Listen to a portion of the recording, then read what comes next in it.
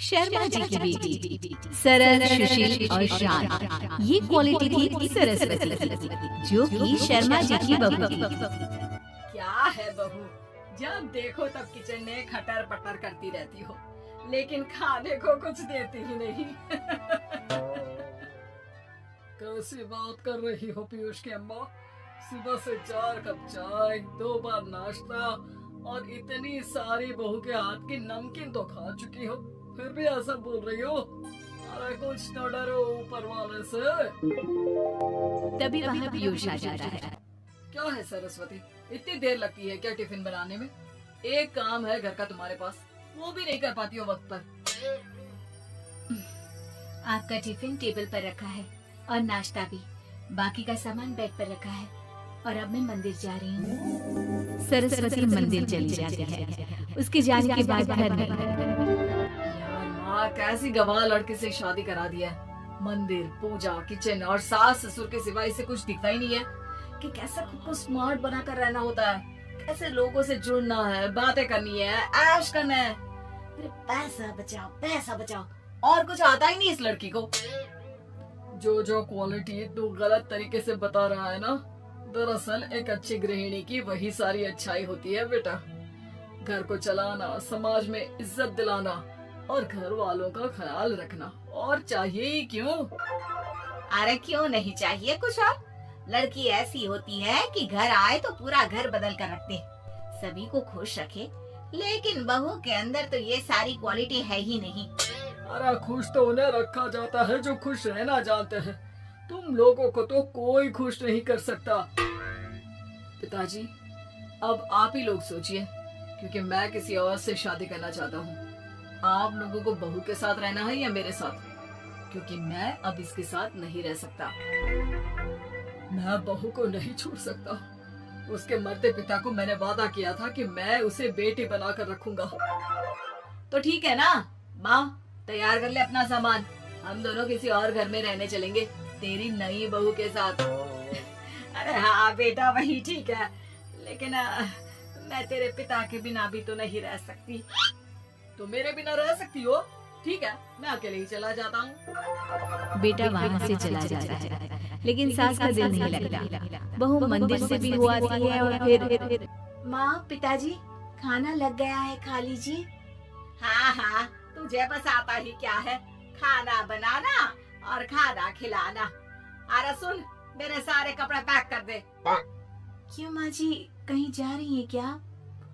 हाँ बेटे, ये अपने बेटे के साथ रहने जा रही है, लेकिन घबरा मत, तेरा पिता तेरे साथ है। बहू समझ नहीं पाती कि उसके साथ हो क्या रहा है, लेकिन फिर ससुर उसे सारी बात बता देता है। बेटा, ये नई बहू कब आ रही है? मुझसे घर का काम नहीं होता।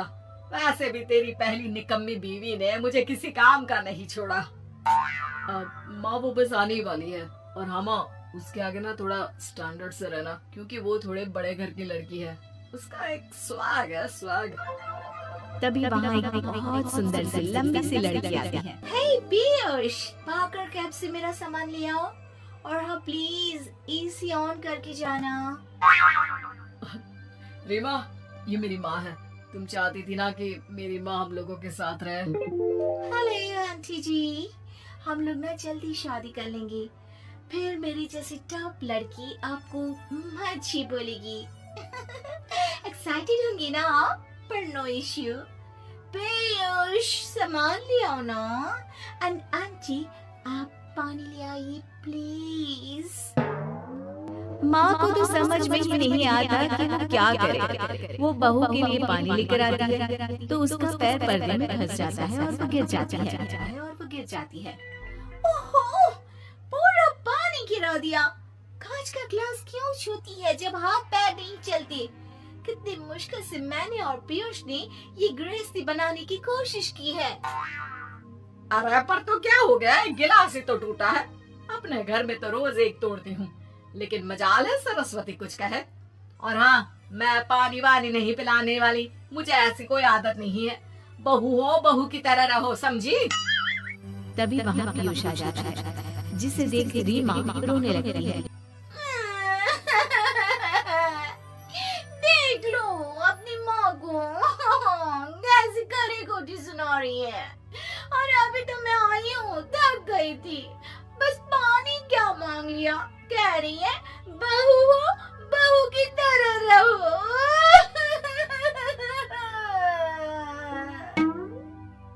अरे यार माँ, समझा कर लाया था ना कि कैसे रहना है।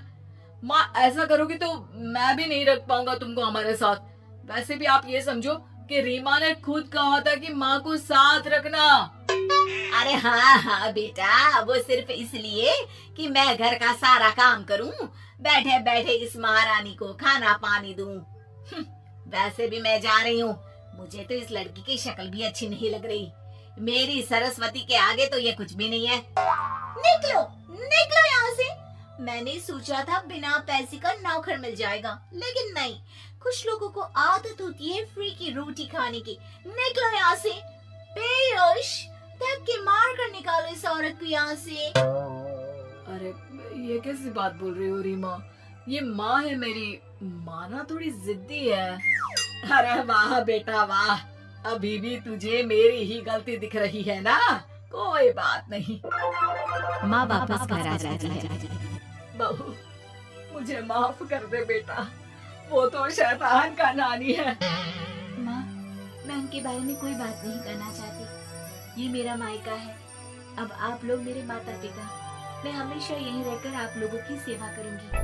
नहीं नहीं बेटा, हम करेंगे तेरी शादी किसी अच्छे लड़के से।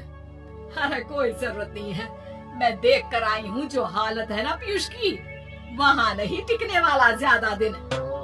ना टिके वो उसकी मर्जी, लेकिन मेरी बेटी इतनी गई गुजरी नहीं है जो उसे कभी भी छोड़ो और कभी भी वापस आ जाओ तो वो तुम्हें अपना ले।